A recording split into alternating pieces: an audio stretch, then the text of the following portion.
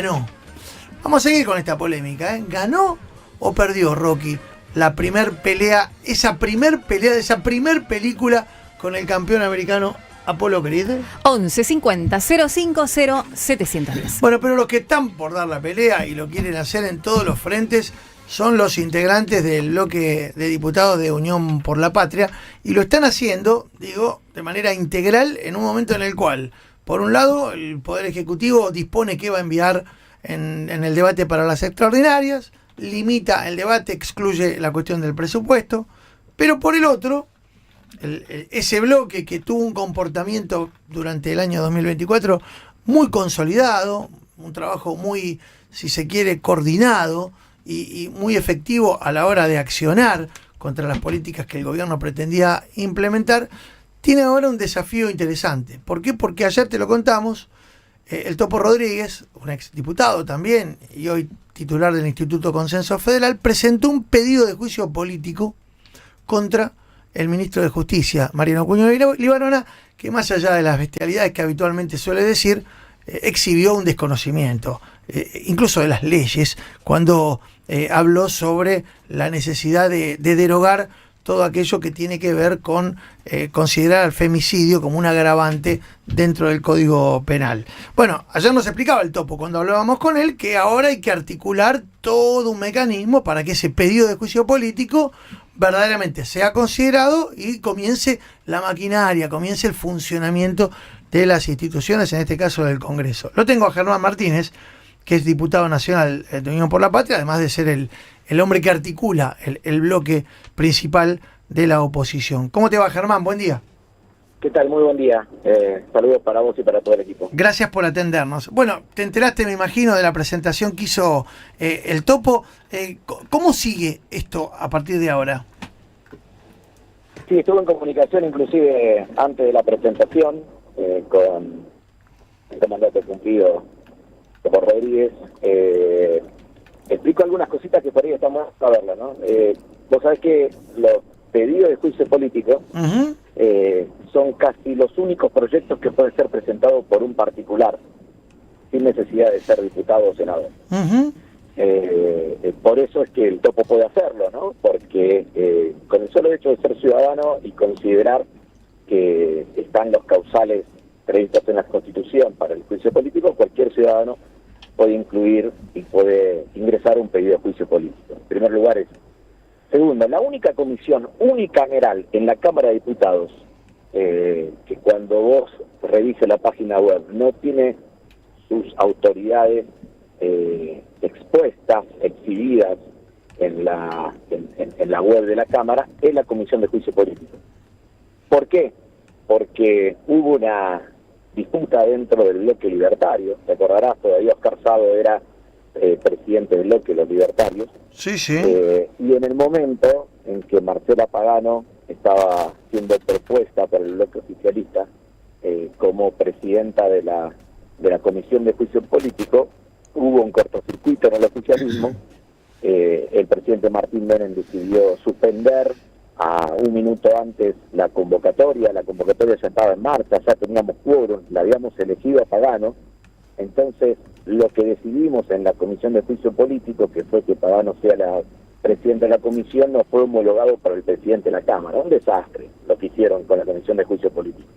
Nosotros pedimos, en la última reunión que tuvimos de presidente del bloque, lo hice especialmente yo, y lo dije en el discurso cuando buscó ser revalidado Martín Menem como presidente de la Cámara, la importancia de la Comisión de Juicio Político esté constituida y lo vamos a volver a reclamar.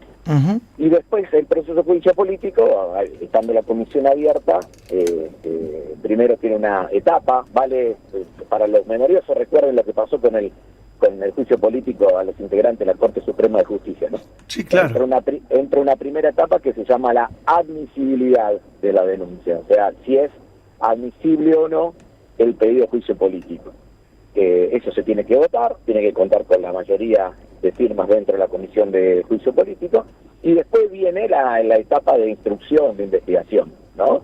Y después de eso finalmente se saca un dictamen que puede ser de mayoría o de minoría y queda habilitado para el recinto Recordemos que el juicio político en este tipo de casos requiere una mayoría muy agravada, que son 2/3 de los votos de la Cámara de Diputados, para que se abra el juicio político y después se lleva adelante con la participación del Senado de la Nación. Uh-huh. Ahora, independientemente de este camino institucional que claramente va a tener que recorrer, el pedido que ayer inició ese proceso con la presentación del topo, va a haber, uno imagina, ahora estoy leyendo, me manda el topo que está escuchando el programa, él está haciéndole un pedido a Cuño Libarona que si hay un proyecto que lo den a conocer, pero va a haber, se supone, algunas iniciativas, a menos que esto sea un globo de ensayo. Ayer varios nos decían, varios oyentes, incluso sugerían, che, ojo que nos están distrayendo, y yo creo que ni aún con el intento de distracción hay que dejar pasar inadvertido la barbaridad que pasó estos días, porque realmente quieren venir con una agenda a cargarse todo lo construido en los últimos 20 años, y eso es preocupante. Pero ese camino también, en cuanto inicie la presentación de los proyectos, va a tener una trama parlamentaria, me imagino. Para intentarlo, como todo, ¿no? Pero vamos a algo más concreto. Todos están diciendo que hoy hay una supuesta reunión de presidente de bloques dialoguistas con Martín Menem, el presidente de la Cámara, por el temario extraordinario. ¿Le van a pedir o no le van a pedir al presidente de la Cámara que habilite el tratamiento del presupuesto en extraordinario? Uh-huh. Entonces, porque, ¿cómo es? Mandás un temario para las extraordinarias, y la ley más importante que tiene que aprobar el Congreso argentino, donde está en discusión absolutamente todo, fíjate que salen, dicen baja de derecho de exportaciones, ahora salen baja de los impuestos internos para los determinada gama de autos y de motos, o sea, todo eso se tiene que estar discutiendo en la ley de presupuesto, Uh-huh. como corresponde, el financiamiento a las provincias, las cuales sacaron el 10% de la coparticipación en términos reales, y al cual le sacaron el 76% de las transferencias no automáticas a las provincias. Se tiene que discutir la cuestión universitaria por el financiamiento, el fondo de incentivo docente, están arrancando la paritaria docente en cada una de las provincias, y falta el FONID, falta el fondo de incentivo docente, que significaba entre el 9 y el 15% del ingreso de bolsillo de los trabajadores de la educación. Ahí adentro se discute de la deuda, dicen que el jueves hay una conferencia de prensa para ir diciendo cómo le está yendo al gobierno con el Fondo Monetario Internacional, algunos dicen que está gestionando un crédito por 11.000 millones de dólares, ¿eso no va a pasar por el Congreso? Eso se tiene que discutir también con la ley de presupuesto.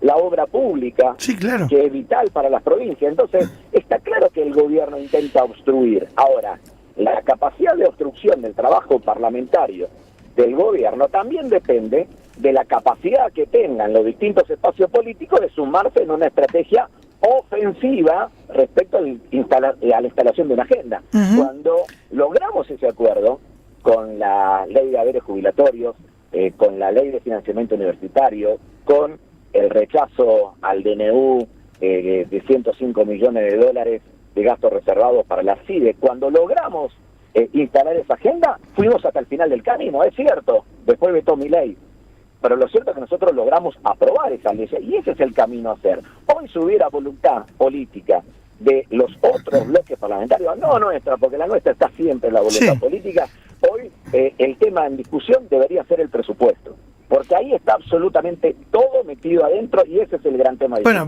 vos viste que la semana pasada, cuando se citó a un grupo de diputados de bloques ultradialoguistas, por llamarlo de alguna forma, el diputado de Loredo hizo una apreciación a la salida de ese encuentro relacionado al tema del presupuesto y dijo, bueno, estamos dispuestos a votarlo a libro cerrado, pero que lo envíen.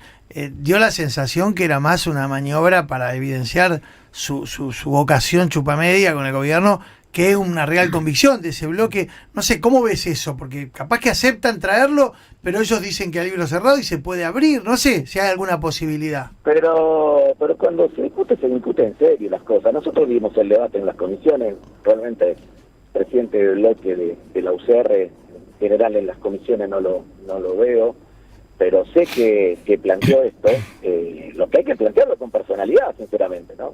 ¿Queremos que se trate o no queremos que se trate el presupuesto en la Cámara de Diputados? Y te digo más, no depende ni siquiera del gobierno, depende de la oposición. Si estos sectores que fueron a Casa Rosada la semana pasada se animaran a construir una mayoría que le ponga plazos y tiempos al Poder Ejecutivo para habilitar el debate parlamentario, tendríamos ley de presupuesto. Pero se quedan mirando para el costado y es como si no pasara nada, ¿no? Entonces, 2 años seguidos sin presupuesto, vamos a tener a Milei orientando discrecionalmente el 70% de las partidas presupuestarias en la Argentina, y van y le dicen, manden el presupuesto. No queremos. Bueno, listo, ya está. Entonces, se resignan a eso. Creo que hay que ir en contra de esa resignación. El Congreso no se puede resignar a que no haya ley de presupuesto para el año 2025. Y el Congreso no se puede resignar a que tengamos efectivamente una agenda parlamentaria muchísimo más amplia y que tenga que ver con los temas verdaderos de los argentinos. Mauro, hoy estamos discutiendo los despidos en la granja Tres Arroyos de la industria avícola. Estamos discutiendo los despidos en Sancor, la industria láctea. Los despidos en Frigorífico del Gran Rosario, la industria de la carne. Las suspensiones y los despidos en Afindar, la industria metalúrgica. Estamos discutiendo los despidos en la industria del calzado, en Coronel Rosales. Esto es lo que, Coronel Suárez. Eso es lo que estamos discutiendo en la República Argentina. Y cómo ese tema tiene traslado al Congreso argentino, a la Cámara de Diputados.